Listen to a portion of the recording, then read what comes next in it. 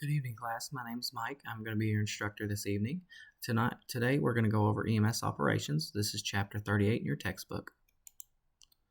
So, EMS operations, we're going to talk about preparing for the ambulance call, receiving and responding to a call, transferring the patient to the ambulance, transporting the patient to the hospital, transferring the patient to the emergency department staff, and terminating the call as well as air medical rescue.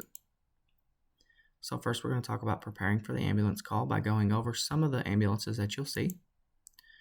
One of them is a Type 1 ambulance. This little video.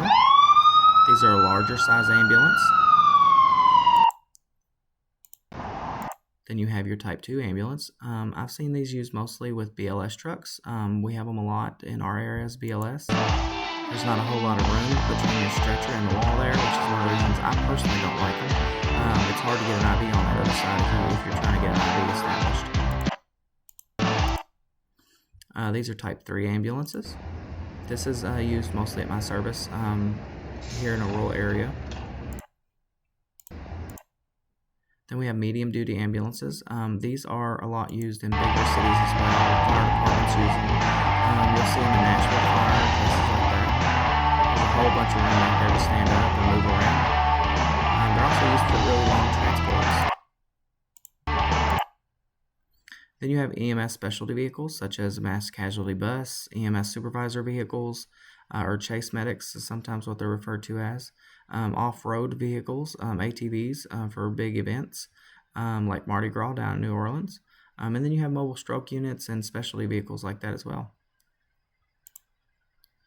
So preparing your ambulance in the morning is very important. We must check the inside and out of our vehicle, check all of our equipment for its readiness and its functionality.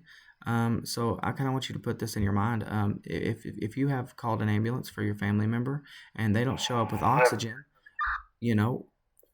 then, how's that going to make you feel? So on your daily truck check, you should check the AC and the heat in the front and the back. You should check your batteries, your emergency lights.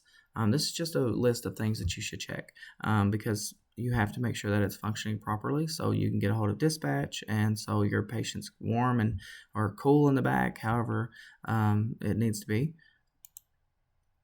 So receiving and responding to the call. So it all starts with the emergency medical dispatcher. The call will come into dispatch and they will ask a series of questions. Here's some of the questions that they may ask. These folks take the call and then they assign it to us and a priority to it. This is just a little video of what it looks like in a dispatch center. Very stressful for these folks. South Metro Fire Rescue, what's the address of your emergency?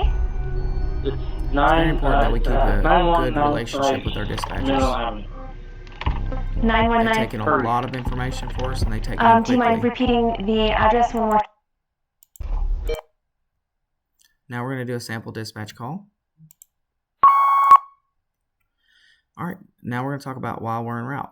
When we're en route, we want to think about the call and the information received. We kind of prepare ourselves for what we're going to walk into. We never know what it's actually like till we get on scene. Think about what equipment you may need. Get any updates from emergency services that are already on scene. Sometimes fire gets there before you do. And then communicate a game plan with your partner. So operating the ambulance, you must be physically fit and mentally fit. Make sure you had enough sleep. If you don't operate the ambulance. Tell them that you need a break or see if somebody will cover you. Another thing is, if you're supposed to be wearing glasses, wear them. If you're taking prescription medications, do not take them if they are narcotic while you're operating the ambulance. That is driving under the influence. Understanding the law, operating the ambulance is very important for us. We do have to operate with due regard. But we also are exempt from a lot of laws that other drivers are not. But with that said, that opens a lot of gates for legal issues and getting sued. So make sure you're doing things safely. We also are able to park in streets with our lights on and things like that and exceed the posted speed limit. But again, do it safely. Use your sign appropriately. Don't use it just because you're annoyed by another driver. You must have warning lights on 360 around your vehicle. And remember, excessive speed is dangerous, so increase your following distance from other vehicles. Key points in operating the vehicle. There are some factors that affect our response time, such as day of the week, time of the day, the weather, road maintenance and construction, railroads, bridges and tunnels, and even school buses. Key points again, the GPS is a tool. Only use it to help you get to a place, but remember, it's just a tool. It can also be wrong. Remember the way you go into the scene so you can get out. Study a map of the area of the main streets and the routes to the hospital for your area so you can get to know them. I always went out and drove my vehicle around and just kind of learned that way.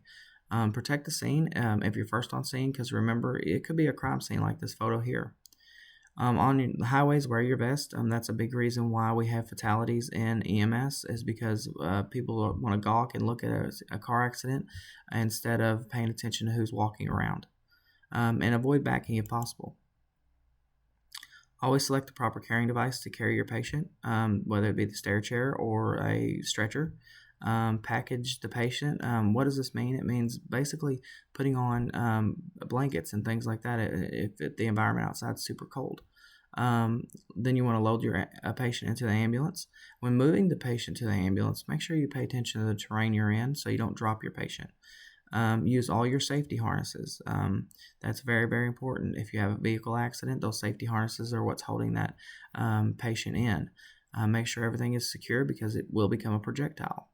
Tonight, an ambulance driver is behind bars charged for a deadly crash. So this guy, State he troopers say the wrecked his crash ambulance. killed the He was patient influenced inside the under ambulance. prescription The driver medications. is now facing some alarming charges.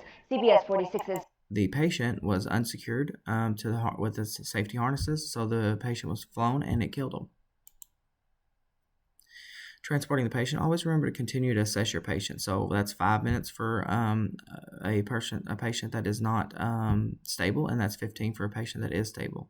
Always be prepared for cardiac or respiratory issues. Remove any bulky clothing on a patient. Refer to your company policy for riders. Some companies do not allow it, some do. Load personal belongings, secure them.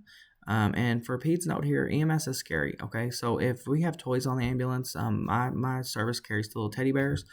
Give them to the child to try to calm them down and bring them less frightening.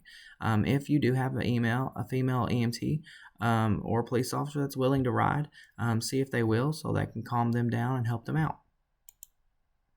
Transferring the patient to the ER. Provide a brief patient report to your ER via phone or radio en route to the hospital. On arrival to the ER, prepare your patient for movement and secure everything on your stretcher. Once in the ER, give a full report to the nurse or ER doctor and obtain signatures. That's important. Explain everything in detail because this gives the hospital a place to start on treatment. Also, you need to advocate for your patient. So now we're going to break off into groups and we're going to do a sample radio report and ER patient handoff reports. All right, now that we're back, we're going to talk about terminating the call. At the ER, clean up the ambulance and prepare for the next call. Clean any blood with bleach and wipes and disinfect your ambulance. If you're the driver, do not wear gloves you used for the patient contact while driving. That spreads all kinds of germs. Once back on at the base, stock the ambulance with everything that you used. I always carried a little pocket notebook that I'd write down what I used so I can restock it later. This is what air medical looks like. As you can see,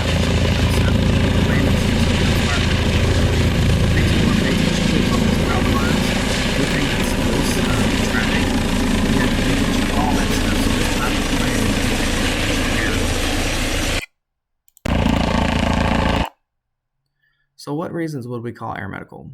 Some clinical reasons is patient is in shock. The Glasgow Coma scale of that patient is less than 10.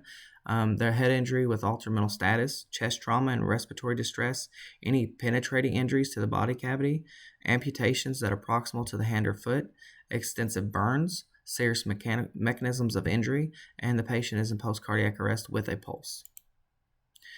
So this is what a landing zone should look like. You have 100 by 100.